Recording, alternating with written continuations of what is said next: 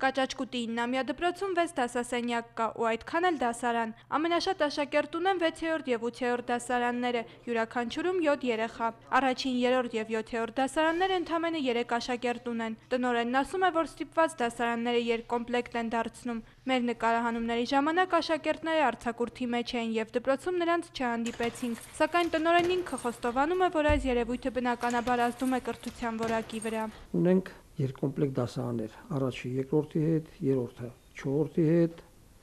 և մյուս դասարանը 5-ը 7-ի հետ։ Ուսման որակի վրա ազդում է։ 45 րոպեն որ պետք է մի դասարանի հետ անցկացնես, անցկացնում 2 աշակերտ, 2 դասարանի հետ։ Դժվարությունը եւ ուսուցչի համար եւ կարելի ասել նաեւ աշակերտի համար։ Բարձրանաց աշակերտները շատ դեպքում ուշադրություն են գցում մի դասարանին եւ որոշ բան ազդում է, բայց ուրիշ հնարավորություն չունենք։ Նախ ֆինանսական վիճակն է, հիմնականում վարձատրում են մի աշակերտի հաշվով։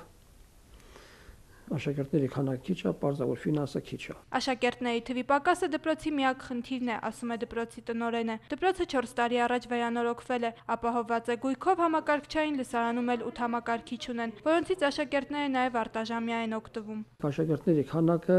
նվազում է։ Ժամանակ հետ կապված ես որ առաջ տան աշխատում եմ 72 թվին։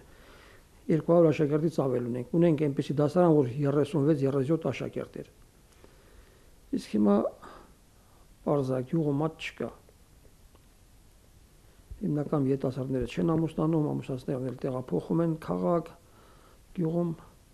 մատ չկա։ Ղարիբ Պողոսյանն ասում է, որ չնայած այս ամենին իրենք ընդունակ աշակերտներ շատ ունեն, որոնցից սակայն քչերը հնարավորություն ունեն հետագայում ուսումը շարունակելու ուսումնական այլ հաստատություններում։ Նրանց համար նույնիսկ Կաճաճկուտի Ծագորու դպրոց հասնելն է դժվար երթուղայինի և ֆինանսական միջոցների բացակայության պատճառով։ Ունենք նորմալ աշակերտներ, որոնք գյուղից գնացել են, բայց հետագայում մեծ մասը